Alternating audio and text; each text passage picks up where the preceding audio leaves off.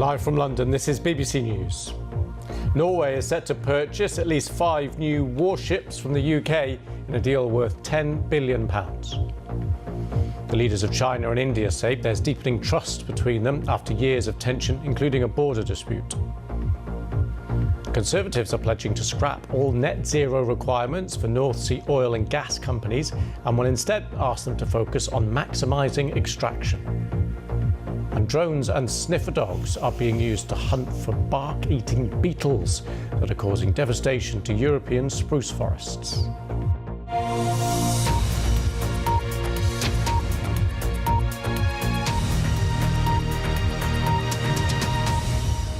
Hello, I'm Vaughan. Welcome to the programme. I'm going to start with some breaking news. The British government says it secured a deal worth £10 billion to supply Norway with at least 5 naval ships to boost the country's maritime defences.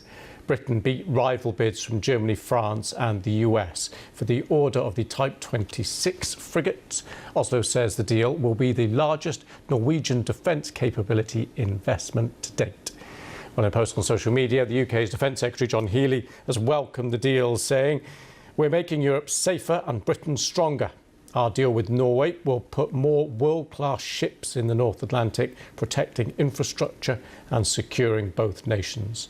Supporting 4,000 British jobs for years to come, this deal shows defence is an engine for growth.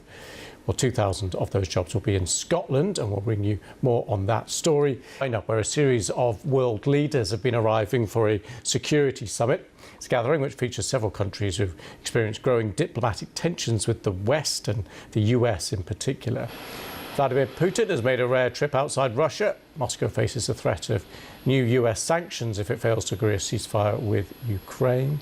Also due at the gathering, more than 20 other world leaders, including Iran's president, whose country has been condemned by Washington for supporting militant groups across the Middle East.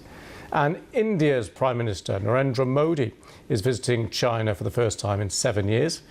India was hit by new US trade tariffs this week. Donald Trump said it was a response to India buying Russian oil and weapons. Modi had already held a bilateral meeting with Chinese President Xi Jinping. Those talks seem to have gone well. Chinese state media says the two leaders agreed that relations could be stable and far-reaching. Here's our China correspondent, Steve McDonald.